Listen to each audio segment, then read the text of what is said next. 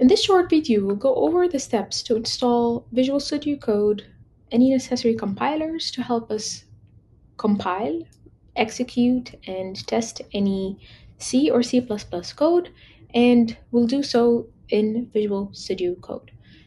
First step is to go to your favorite browser. Here I'm going to use Google Chrome, and to navigate your way to Visual Studio Code website, where we will download Visual Studio Code for Windows.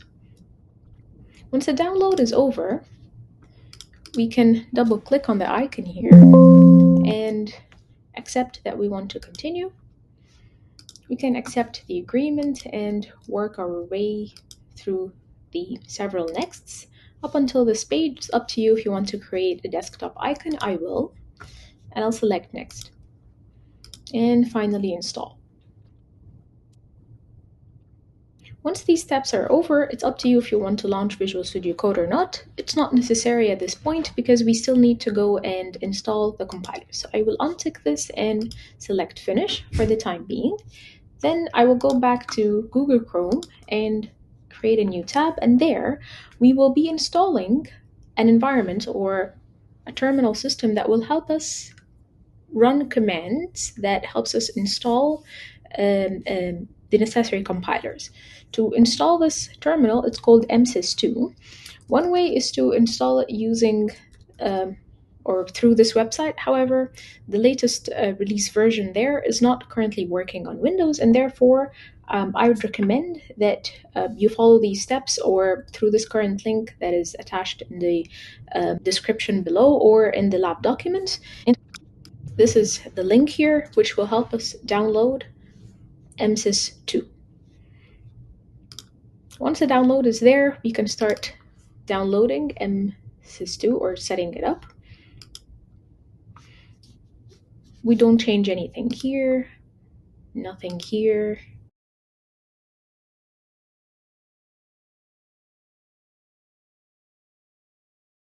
Once the download is over here, we can start running msys2. You can click on Finish. This creates a terminal window for us that is called UCRT64. We can leave it as is, or if you ever by mistake shut it down, you can always go to the search bar and type UCRT64 and we can reopen it again. After that, we will navigate to a new bar or a new tab. You can close the older tabs if you want to, but in that new tab there is another link that helps us go to Visual Studio Code itself that allows us to install the necessary compilers that we need for running C and C++ code. Once we get there, we've already installed Visual Studio Code. We will get into step number 2 in a moment, but before that, we'd like to install, and we currently installed msys2. This step is over. The remaining step is to download the tool chain that will help us download all the necessary compilers. We can copy the command from here and paste it here. Enter a default selection or a selection. If we just click on enter, it goes with the default. If you want to proceed with installation, you can just press on Y and press enter.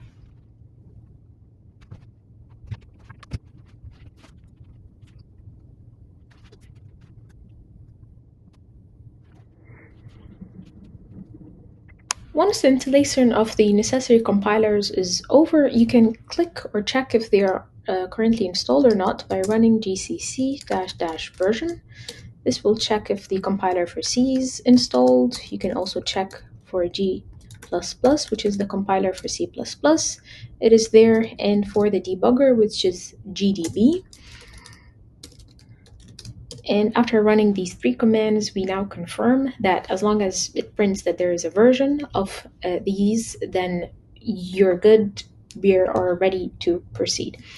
One step before we start writing code in Visual Studio Code is to make our computer recognize where did we install these compilers. And this is by going here through Settings, and after going through Settings, you want to search for Edit environment variables for your account. There in path, we will be double clicking and we should be basically adding a new one.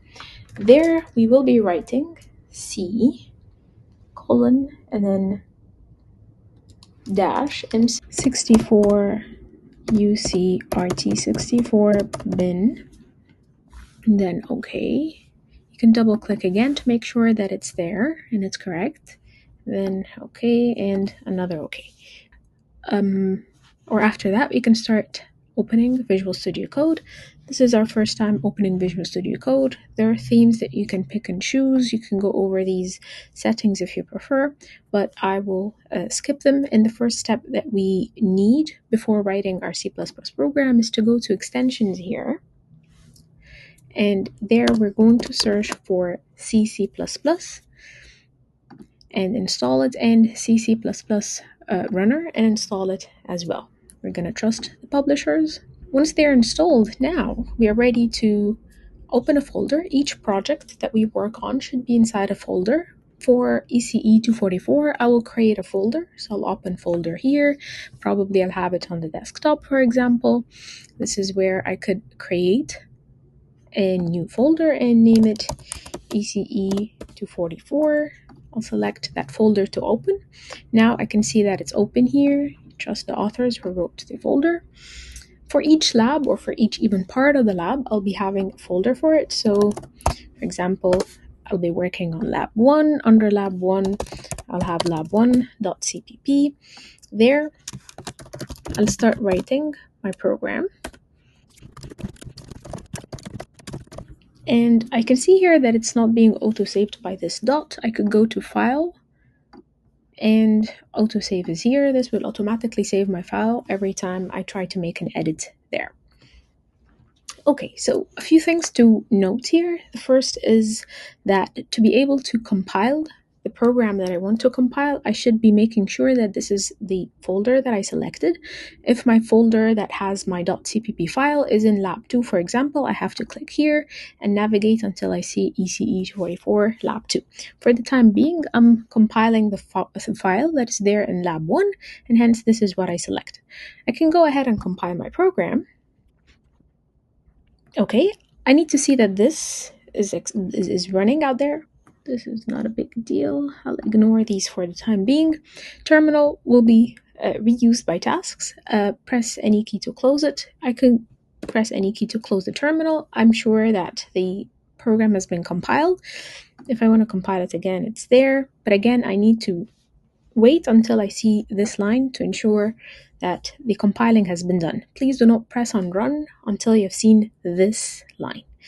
Once you press on run, now you can run your program and actually see the output.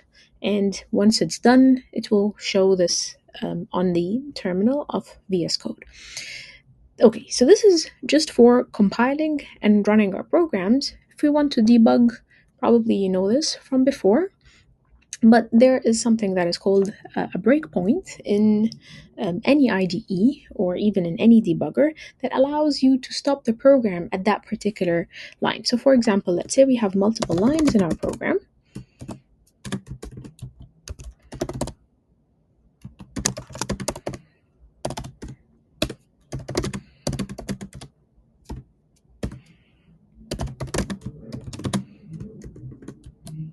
X is, and let's print the value of X.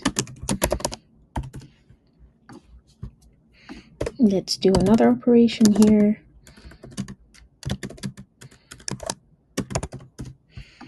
And again, since I did any programs, the autosave was turned off. It's turned on, it saved our program. I'll compile, again, wait until it's done with compilation, then run it to see the output. If I want to start running or compiling or executing, the program line by line, I can put a breakpoint at any point in time where I want it to start executing line by line. So let's say I'm very confident with my hello world. I know it's printing well. I want to start from where the value of x is being, the variable x is being declared, and I want to look at how the calculations are happening. This is the moment where I put a breakpoint and I can start debugging.